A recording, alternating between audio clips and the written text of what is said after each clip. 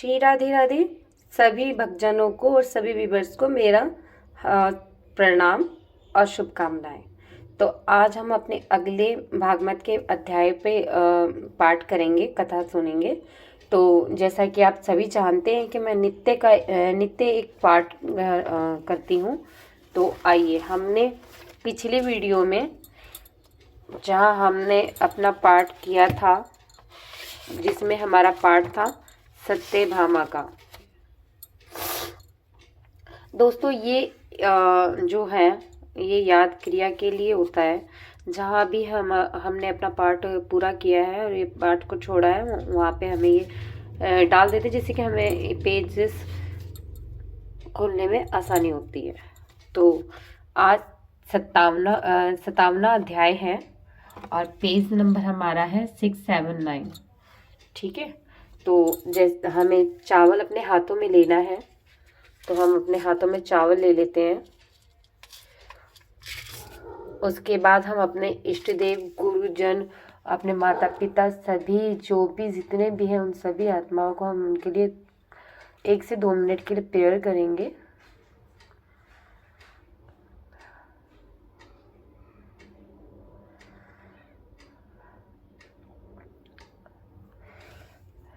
माना जाता है कि जिस घर में भागवत पुराण या रामायण होता है और भागवत जिसमें होते हैं, उसमें तो स्वयं सबसे पहले सुनने के लिए हमारे श्री हरि जी आ जाते हैं। तो ये अपने घरों में आप अवश्य कीजिएगा। तो ये हमने चावल ले लिए हैं। तो चलिए, सतमय मणि का हरण, सत्वंधवा का उद्धार, अक्रूर जी को बुलाना। ओम नमो भगवते वासुदेवाय नमः। ओम श्री गणेशाय नमः। श्री सुखदेव जी ने कहा, परीक्षित, भगवान श्री कृष्ण के पास हस्तिनापुर में समाचार आया कि लक्षागृह में 5 पांडवों और उनकी बुआ कुंती जलकर मर गए हैं। यद्यपि अंतर्यामी भगवान श्री कृष्ण अपनी योग माया से जान गए थे कि पांडवों का बाल बाका भी नहीं हुआ है, फिर भी वे बलराम जी के साथ हस्तिनापुर गए। वहां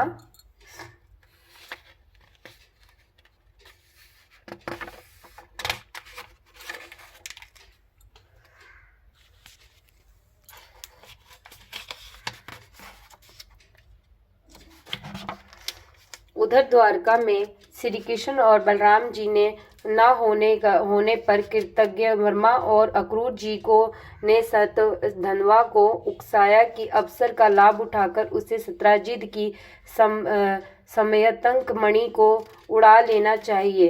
कृतवर्मा ने कहा, सत्राजी ने अपनी कन्या सत्यभामा को विवाह मुझसे करने का वचन दिया था, परंतु उसने मेरा अपमान करके उसका विवाह श्री कृष्ण से करा दिया। सत्राजित को भी प्रसन्नजित की भांति यमलोक भेज देना चाहिए। राजन, सतधनवा बड़ा पापी था। वह उनके बहकावे में आ गया।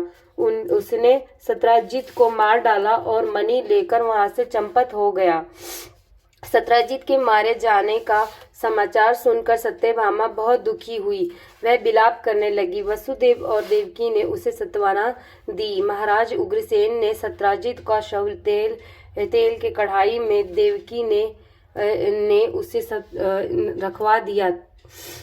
शव तेल की कढ़ा में रखवा दिया और संदेश वाहक को तत्काल हस्तिनापुर भेजा। वहां संदेश वाहक से समाचार पाकर श्री कृष्ण और बलराम जी बड़े दुखी हुए। वे तत्काल वहां से चलकर द्वारका आए। सारी बात मालूम करके वे सतधनवा को पकड़ने और उससे मणि को वापस छीनने का उद्योग करने लगे।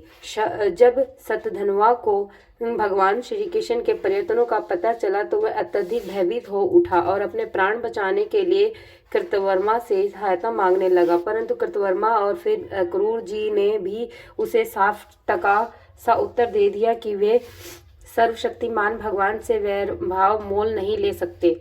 इस पर सतधनवा भयभीत हो गया और उसने संयमतक मणि अक्रूर जी के पास रख दी और 400 कोस लगातार चलने चलने वाले घोड़े पर सवार होकर वहां से भाग गया। उसके भागने का समाचार पाकर बलराम जी और श्री कृष्ण जी तीव्र गति से चलने वाले रथ पर सवार हुए और उसके पीछे चल पड़े। मिथिलापुरी के निकट शतधन्वा का घोड़ा थक कर गिर पड़ा। वह वहां से पैदल भी भाग खड़ा हो गया। वह अत्यधिक भयभीत हो गया था। भगवान श्री कृष्ण ने उसे भागते देखा तो वह भी रथ छोड़कर उसके पीछे भागे, अपने चक्र से उसकी गर्दन काट दी। बोलो जय श्री हरि नारायणाय नमः, ओम श्री कृष्णाय नमः। फिर उन्होंने उसे उसके वस्त्रों से संयमतक मणि को ढूंढा, किंतु वह मणि उन्हें अब नहीं मिली। उन्होंने बलराम जी के पास आकर कहा, भाई हमने शतधन्वा को व्यर्थ में ही मार दिया, उसके पास तो मणि है ही नहीं। बलराम जी ने कहा, लगता है इसने मणि को किसी के पास छिपा दिया है, वहां जाकर तुम लाओ, पता लगाओ। यहाँ मैं अपने मित्र जनक के पास मिलकर आता हूँ। वे मिथिलापुरी पहुंचे और उधर भगवान वापस द्वारका आ पहुंचे। मिथिलापुरी में महात्मा जनक ने बलराम जी का बड़ा हार्दिक स्वागत किया। वे कई वर्षों तक राजा जनक के प्रेम से बंधे और वहीं रहे। इस बीच धृतराज के पुत्र दुर्योधन ने उनसे गदा युद्ध की, विविध शिक्षा ग्रहण की। भगवान श्री कृष्ण ने द्वारका पहुंचकर शतधन्वा के मारे जाने का समाचार सत्यभामा को दिया। बताया कि मणि तो उसके पास नहीं थी। उन्होंने सत्राजित का राज्योचित दाह संस्कार कराया। जब कुरजी और कृतवर्मा को पता चला कि भगवान श्री कृष्ण ने शतधन्वा को मार डाला है तो वे भयभीत होकर द्वारका भाग खड़े हुए। उन्हें उनके चले जाने से द्वारका में अनेक कष्ट और उपद्रव उत्पन्न होने लगे। वहां के नागरिकों को अनेक शारीरिक और मानसिक कष्ट सहने पड़े। भगवान श्री कृष्ण के वहां रहते हुए भी ऐसा हो रहा था। इस पर कुछ वरिष्ठ लोगों ने कहा, कृष्ण एक बार काशी राज्य में वर्षा नहीं हो रही थी, सर्वत्र सूखा पड़ गया था। तब वहां के नरेश ने अपने राज्य में आए हुए अक्रूर जी के पिता सफलक जी से अपनी पुत्री गंडकी का विवाह कर दिया। तब उस प्रदेश में भरपूर वर्षा हुई। अक्रूर जी भी वहां सफलक जी के पुत्र और उनका प्रभाव भी वैसा ही है।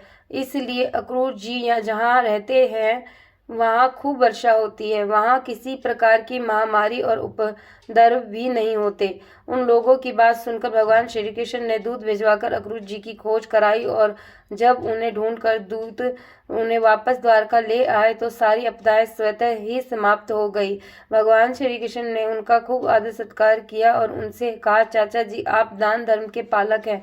हमें पता है कि शतधन्वा आपके पास यमंतक मणि छोड़ गया है, क्योंकि इन दिनों आप सोने की वेदियां बनाकर यज्ञ कर रहे हैं। आप जानते हैं कि सत्राजित का कोई पुत्र नहीं है। धर्म के अनुसार उनकी पुत्री और उसके पुत्री ही उस मणि के वास्तविक उत्तराधिकारी है, परंतु मैं चाहता हूँ कि यह संत मणि आपके पास ही रहे, क्योंकि आप बड़े व्रतनिष्ठ और पवित्र आत्मा हैं। वैसे भी दूसरों के लिए उस मणि को रखना भी बड़ा कठिन है, लेकिन कठिनाइयों का यह कि दाऊ बलराम जी मणि के बारे में मेरी बात पर विश्वास ही नहीं करते। इसलिए हे महाभाग्यवान अक्रूर जी, आप वह मणि है उन्हें दिखाकर उनके भ्रम को दूर कीजिए।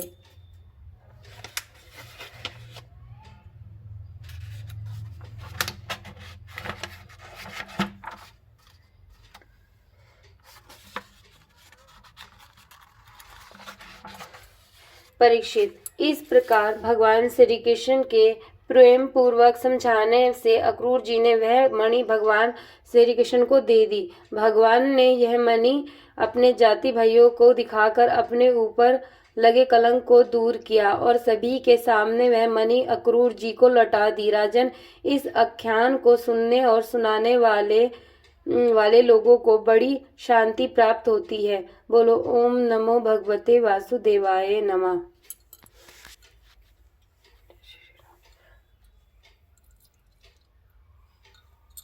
तो दोस्तों, आप सभी ने मेरे साथ साथ ये 97वां यानी कि 97 अध्याय कथा सुनी। तो आशा करती हूँ कि इस कथा का लाभ आप सभी को प्राप्त हो जरूर हो और आप सभी इसे पूरे ध्यानपूर्वक सुने। मुझसे अगर कुछ गलती हो गई हो तो मैं क्षमा याचना करती हूँ आप सबसे और क्षमा मांगती हूँ।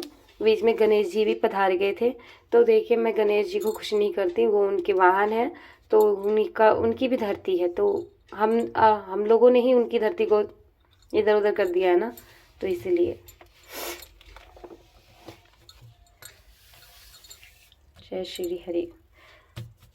तो दोस्तों हम जो है अपने विराम देते हैं। विराम देते हुए हमने अपने भागवत को वापस इसमें डाल देते हैं और जो हमने लोटे में जल लिया है इसे हमें सूर्य या तुलसी को अर्पण कर देना चाहिए। तो मैं अपनी पूजा कर लेती हूँ। बाकी जो आपका अगला जो पार्ट है आपको अगले दिन मिल जाएगा। तो आप आई होप कि आपके जीवन में भागवत और मेरे श्री राधे कान्हा जी आप सभी के जीवन में बहुत बहुत खुशियाँ दें।